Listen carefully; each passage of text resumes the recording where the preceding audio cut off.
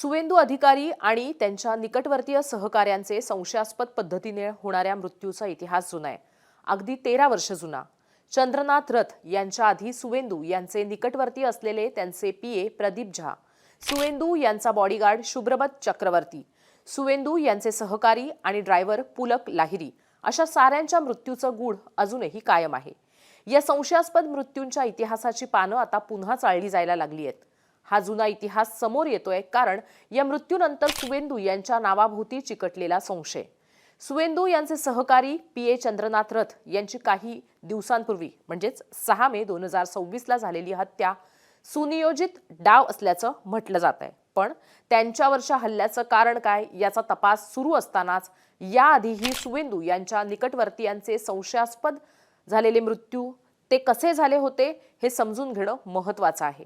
का ते आपण शेवटी समजून घेऊयातच. 13 वर्षांपूर्वी सुवेंदू यांच्या पहिल्या सहकार्याचा संशयास्पद मृत्यू झाला होता. 3 ऑगस्ट 2013 शनिवार होता. सकाळची वेळ. पोलिसांना एक फोन आला की रस्त्यावर एक माणूस बेशुद्ध अवस्थेत पडलाय. ती बेशुद्ध पडलेली व्यक्ती होती प्रदीप झा, सुवेंदू अधिकारी यांचे 42 वर्षांचे पीए, तृणमूल काँग्रेस पक्षातले त्यांचे सरचिटणीस.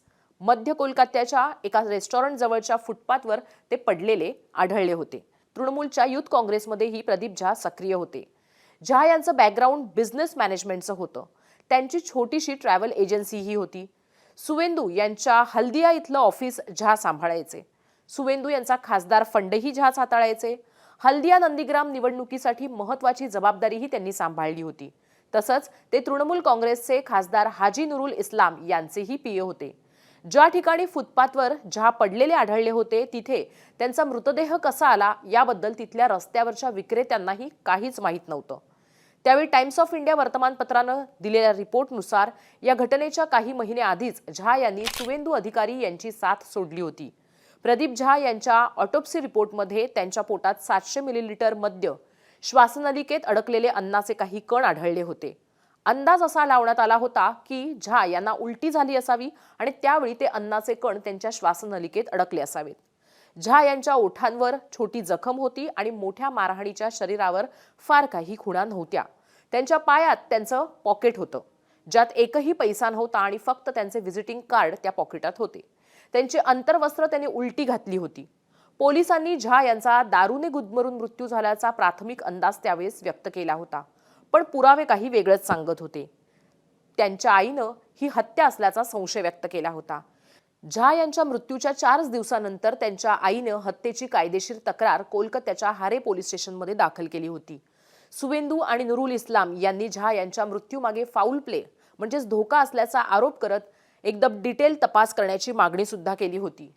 तेव्हा सुवेंदू हे तृणमूल काँग्रेसचे खासदार होते. कालांतरानं ही केस मागे पडली पण कोणाला अटक झाली नाही, कोणाला शिक्षा झाली नाही. थोडक्यात झा यांच्या मृत्यूचं गूढ कायम राहिलं. साल 2018 शुभब्रत चक्रवर्ती हा सुवेंदू अधिकारी यांचा अत्यंत जवळचा असा बॉडीगार्ड. साधारण 2009 पासून तो सुवेंदू यांचा बॉडीगार्ड होता आणि अत्यंत खास होता असं म्हटलं जातं. शुभब्रत मूळचा पश्चिम बंगालच्या आर्म पोलीस फोर्समधला जवान. पूर्व मेदिनीपूर जिल्ह्यातल्या सुवेंदू यांच्या घराच्या समोरच्या पोलीस बराकीत डोक्यात गोळी लागलेल्या अवस्थेत शुभब्रत आढळला होता. त्याला उपचारांसाठी तिथल्याच एका खासगी रुग्णालयात दाखल करण्यात आलं. उपचारांदरम्यान 14 ऑक्टोबरला म्हणजे हॉस्पिटलमध्ये दाखल केल्याच्या दुसऱ्याच दिवशी त्याचा मृत्यू झाला. शुभब्रतच्या शेजारी त्याची सर्व्हिस रिव्हॉल्वर आढळल्यानं ही आत्महत्या असावी असा अंदाज बांधण्यात आला होता. इंडियन एक्सप्रेसच्या 2018च्या रिपोर्टनुसार त्याच्या पॅन्टच्या खिशातनं एक सुसाईड नोट सुद्धा त्यावेळेस आढळली होती. शुभब्रतच्या मृत्यूच्या 3 वर्षानंतर त्याच्या पत्नीनं जुलै 2021 मध्ये शुभब्रतच्या हत्येची तक्रार दाखल केली होती. सुपर्णा चक्रवर्तीनं त्यावेळी सुवेंदू अधिकारी यांच्यावरच आरोप सुद्धा केला होता आणि वेगळ्या अँगलने तपासाची आवश्यकता आहे अशी मागणी सुद्धा केली होती.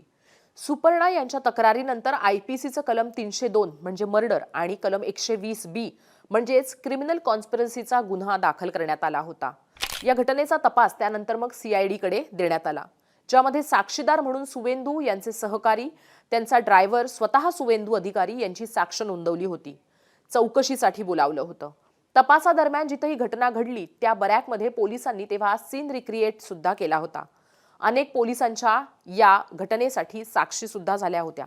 पोलिसांच्या तपासावेळी सुवेंदू अधिकारी यांच्या सहकाऱ्यांची जेव्हा चौकशी सुरू होती तेव्हा सुवेंदू अधिकारी हे घरी नव्हते। ही घटना घडली तेव्हा सुवेंदू हे तृणमूल काँग्रेसमध्येच होते। या घटनेच्या बरोबर 2 वर्षांनंतर 2020 ला सुवेंदू यांनी भाजप पक्षात प्रवेश केला। भाजपनं तेव्हा शुभब्रत चक्रवर्तीचा मृत्यू ही घटना म्हणजे राजकीय बदला असल्याचा आरोप केला होता आणि टीएमसीनं तेव्हा या प्रकरणाची चौकशी करण्याची मागणी केली होती, आदेश दिले होते। याही केसमध्ये कोणाला अटक झाली नाही, कारवाई झाली नाही। शुभब्रत चक्रवर्तीची आत्महत्या की हत्या याचा तपास सुरू होताच तेव्हाच म्हणजे 2021 मध्ये सुवेंदू यांचा सहकारी आणि ड्रायव्हर पुलक लाहिरी याचा मृत्यू झाला। त्यावेळी पश्चिम बंगालमध्ये विधानसभेच्या निवडणुका सुरू होत्या। सुवेंदू तेव्हा नंदीग्राम मतदारसंघातनं निवडणुकीच्या रिंगणात उतरले होते। ते ममता बॅनर्जींच्या विरोधात निवडणूक लढवत होते।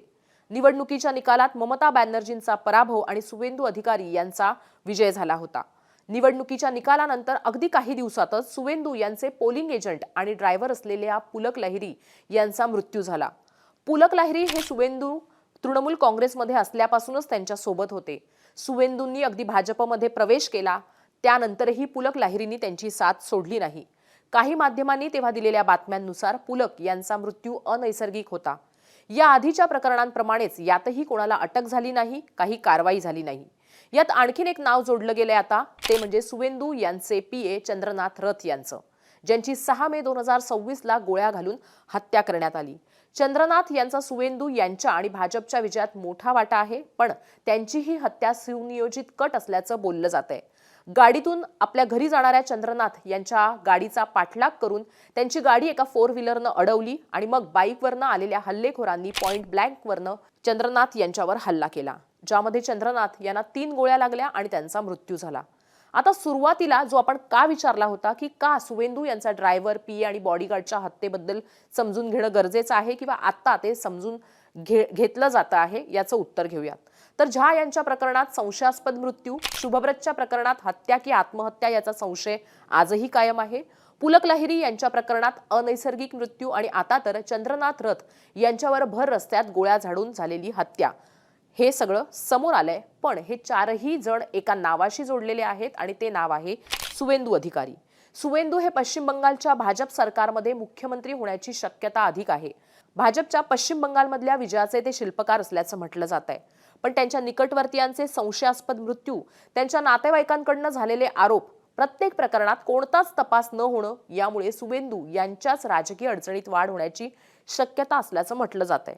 सुवेंदू यांच्या भोवतीचे हे सहकाऱ्यांच्या मृत्यूच्या संशयाचं कडं तोडायचं असेल तर चंद्रनाथ रथ यांचे आरोपी आणि त्यांचा मोटिव्ह समोर येणं गरजेचं आहे असं म्हटलं जात आहे।